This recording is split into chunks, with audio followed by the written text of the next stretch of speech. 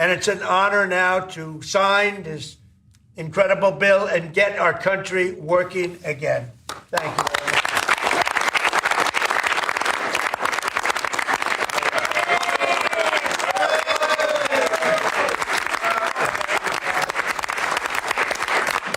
much. Okay, thank you very much. I don't know if you have questions. I think we really have a really great situation. We have a country that we love, and we have a country that's in great shape. All right, so picture this. Capitol Hill, November 10th, 2025, and the place is absolutely losing it. We're talking about a full-blown Senate walkout, cameras everywhere, reporters scrambling, and lawmakers storming out of negotiations like they've had enough of the nonsense. And honestly, can you blame them? Because what we witnessed wasn't just your typical political theater or some choreographed stunt for the evening news. No, this was real frustration boiling over after 41 days of the longest government shutdown in American history, 41 days. Let that sink in for a second. That's over a month of federal workers going without paychecks, national parks shutting down, vital services grinding to a halt, and families across the country wondering when their elected officials would get their act together. And just when you thought things couldn't get more intense, a group of 8 moderate Democratic senators decided they'd absolutely had it with the Trump administration's tactics and walked right out of the room. The message was crystal clear. We're not playing this game anymore, and we're definitely not negotiating while you're holding American families hostage. But before we go any further, real quick, let's be honest. You can't really trust mainstream media anymore. That's why we built Pump Politics, to bring you real stories, real context, and no corporate spin.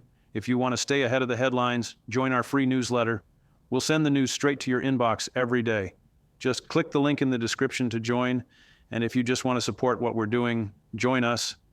Be part of the community that actually cares about the truth. All right, let's get back to the video. Now, before we dive into all the juicy details of what actually went down and why this walkout matters so much, let's set the stage here because this story is layered. We're talking about healthcare subsidies that millions of Americans depend on, SNAP benefits that keep food on the table for struggling families, federal employees who've been furloughed or working without pay for over a month, and a White House that, according to these senators, was using all of that human suffering as leverage to force through unrelated policy goals. The senators who walked out weren't the usual firebrands or progressive activists you might expect. These were moderates, folks who typically play it safe and avoid making waves. But even they reached their breaking point when the administration refused to budge on extending critical aid programs in the middle of a crisis that was already devastating communities nationwide. The optics alone were stunning. And we're so glad to have you here, sir, and happy Veterans Day to you as well. We appreciate your service in the U.S. Army. Speaking of Veterans Day, of course, we watched how President Trump today also made an appearance at Arlington National Cemetery, and he discussed the changes his administration has made, both to the Pentagon and the Veterans Affairs Department. And then during an event to ROTC cadets today, you expressed some frustration with the Trump administration. I want to play a portion of what you said for our viewers. You've got senators literally getting up from the negotiating table, walking past bewildered staffers and shocked colleagues, and heading straight to the cameras to blast the administration's approach as callous, unacceptable, and downright cruel. One senator called it hostage tactics. Another said it was governing by crisis. And the consensus seemed to be that enough was enough. And here's where it gets really interesting. This wasn't just symbolic posturing that would fade away by the next news cycle. The walkout actually worked. It broke the deadlock that had paralyzed Washington for over 6 weeks and forced key Republicans who'd been sitting on the sidelines to finally step in and broker some kind of deal. Within hours of the dramatic exit, you started seeing movement on a compromise package that would reopen the government, at least temporarily, and create a pathway, not a guarantee, mind you, but a pathway, to debate future extensions of those healthcare tax credits that were about to expire. The agreement also reversed some of the federal layoffs that had been imposed during the shutdown, which was a huge relief for thousands of workers who'd been living in limbo, not knowing if they'd have jobs to come back to. But progressives and activists outside the Capitol were quick to point out that this deal was far from perfect and that the fight was nowhere near over. They argued that reopening the government without securing full concessions on healthcare and food aid was essentially letting the Trump administration off the hook and setting up another crisis down the road when temporary funding runs out again. So let's really break down what led to this moment, because it didn't just happen out of nowhere. This was the culmination of weeks of tension, failed negotiations, and what insiders described as betrayal and exhaustion on both sides of the aisle. The government shutdown officially hit day 43 when the walkout happened, making it the longest in U.S. history by a significant margin. For context, the previous record was 35 days back in 2018 and 2019, and that one caused massive disruptions and political fallout that lasted for months afterward. But this shutdown was different in some key ways. It wasn't just about border wall funding or some abstract policy disagreement. It was about whether millions of Americans would continue to have access to affordable health care and whether families struggling to put food on the table would still receive SNAP benefits. The Trump administration had tied these extensions to broader budget negotiations and was reportedly insisting on including provisions that Democrats viewed as completely unrelated poison pills designed to force them into accepting policies they fundamentally opposed. The 8 senators who walked out, and this is important, weren't doing it for show or to score political points with their base.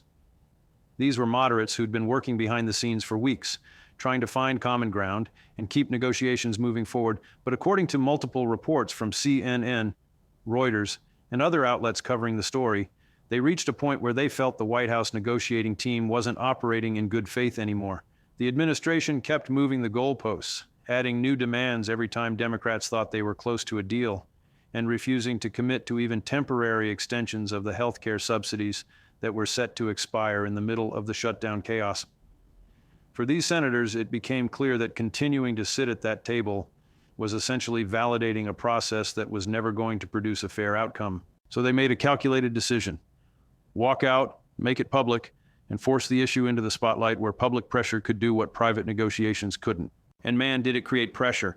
Within minutes of the walkout, video footage was all over social media showing the senators addressing reporters and laying out exactly why they'd taken such a drastic step. You had senator after senator using words like callous, unacceptable, and hostage tactics to describe the administration's approach, and the public reaction was swift and overwhelmingly supportive of their decision. Activists who'd been organizing outside the Capitol for weeks saw this as validation of their demands for lawmakers to take a stand, and they immediately ramped up their efforts with larger protests and more vocal demands for a clean bill to reopen the government without strings attached. Progressive members of Congress who'd been criticized for not being aggressive enough suddenly had cover to be more confrontational, because even the moderates were saying this had gone too far. The whole dynamic shifted in a matter of hours. What had been a stalemate where both sides could blame each other suddenly became a situation where the Trump administration was clearly on the defensive, and Republicans who'd been backing the hardline approach were getting nervous about the political fallout. But let's talk about what was actually at stake here, because the policy implications go way beyond just the political drama. The healthcare tax credits that were about to expire are tied to the Affordable Care Act, and they're what make health insurance affordable for millions of Americans who buy coverage through the exchanges. Without those subsidies, families would see their premiums skyrocket. We're talking about increases of hundreds of dollars per month in many cases. And countless people would be forced to drop their coverage entirely because they simply couldn't afford it anymore. The Congressional Budget Office had warned that letting these credits lapse would result in approximately 3 million people losing their health insurance within the first year, and that number would grow substantially over time as premiums continued to rise without the subsidies to offset costs. So this wasn't some abstract policy debate about the future of healthcare. It was an immediate crisis that would hit real families in real time if Congress didn't act. And then there's SNAP, which is the Supplemental Nutrition Assistance Program that most people still call food stamps. During the shutdown, the program was operating on emergency funding that was set to run out, and there was genuine concern that benefits wouldn't be distributed if the government remained closed much longer. We're talking about roughly 42 million Americans who depend on SNAP to feed their families, including a huge percentage of children, elderly people, and individuals with disabilities who have no other safety net. The idea that these benefits might stop flowing in the middle of a government shutdown, a shutdown that was keeping many federal workers from earning paychecks and making it even harder for struggling families to make ends meet, was seen by Democrats and many moderate Republicans as unconscionable. But the Trump administration's position, according to reporting from multiple sources, was that extending SNAP funding and healthcare subsidies had to be part of a larger budget deal that included policy concessions on other issues, effectively using these programs as leverage. Now, here's where the story gets even more complicated and, frankly, more infuriating for a lot of people watching this unfold. The compromise that eventually emerged after the walkout, the deal that allowed the government to reopen, was described by many as a Band-Aid on a bullet wound. Yes, it ended the immediate crisis and got federal workers back on the job, but it only funded the government through January, which means we could be right back in this same situation in a matter of weeks if lawmakers can't reach a more permanent agreement. The deal included language about voting on healthcare subsidy extensions, but that vote isn't binding and there's no guarantee it'll actually result in those subsidies being renewed. Progressive Democrats who supported the walkout found themselves in a really tough position because they wanted to end the shutdown and provide relief to federal workers and families who were suffering, but they also knew that accepting this deal meant giving up leverage they might need for the next round of negotiations. And you better believe the Trump administration tried to spin this as a victory. White House officials were quick to release statements saying they'd negotiated in good faith and reached a bipartisan compromise that would get the government running again while preserving the ability to have important policy debates about the future of entitlement programs. But lawmakers who'd been in those negotiations painted a very different picture. They described an administration that was more interested in creating leverage for future fights than in actually solving the immediate crisis. One senator told reporters that every time they thought they had a framework for a deal, the White House would add new conditions or walk back commitments they'd made in previous sessions. Another said the whole process felt designed to maximize chaos and force Democrats into accepting provisions they would never agree to under normal circumstances, all under the guise of fiscal responsibility and budget reform. The public reaction to all of this has been fascinating to watch because it's not breaking down along typical partisan lines the way you might expect.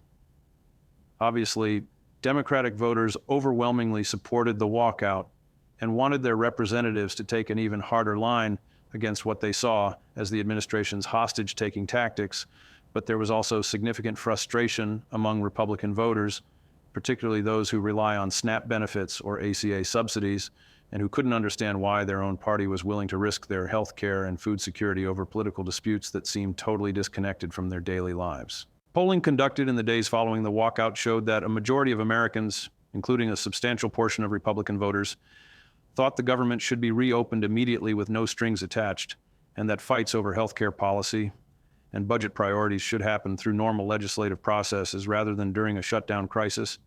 That kind of broad public consensus is pretty rare in our current political climate, and it helps explain why even some hardline Republicans started backing away from the administration's approach once the walkout made headlines.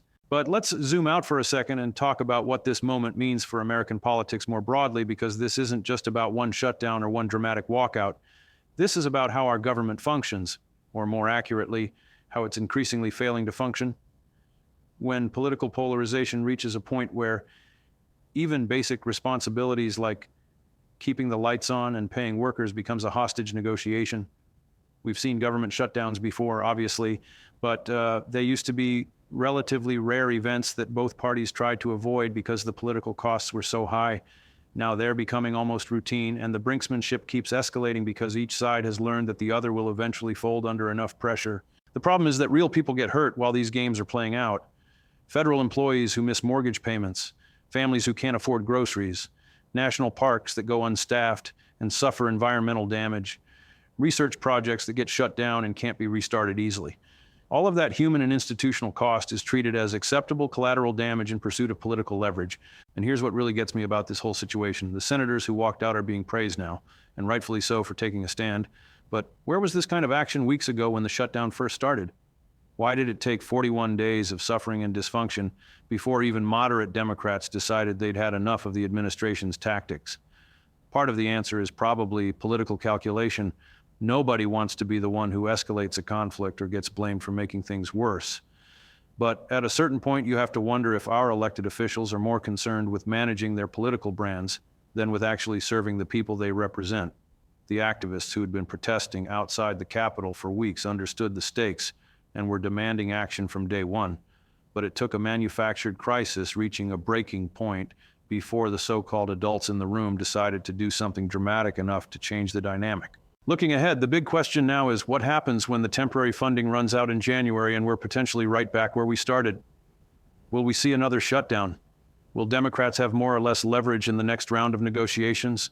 Will the Trump administration continue using the same hardball tactics? Or will the backlash from this episode make them reconsider their approach? Nobody really knows. And that uncertainty is part of what makes this whole situation so frustrating for Americans who just want their government to work without constant drama and crisis. Progressive activists are already organizing for the next fight, warning Democrats not to cave again, and insisting that healthcare and food security should never be up for negotiation, no matter what political pressure gets applied. Moderate Democrats are trying to walk a tightrope between holding firm on principles and being seen as reasonable people willing to compromise. And Republicans are split between those who think the administration's tough stance is necessary to force long overdue entitlement reform, and those who worry the political costs are becoming unsustainable. The Senate walkout on November 10th, 2025 will probably be remembered as one of those watershed moments that crystallized public frustration with how broken our political system has become. It showed that even in our deeply polarized environment, there are still lines that shouldn't be crossed and human needs that should be prioritized over political gamesmanship.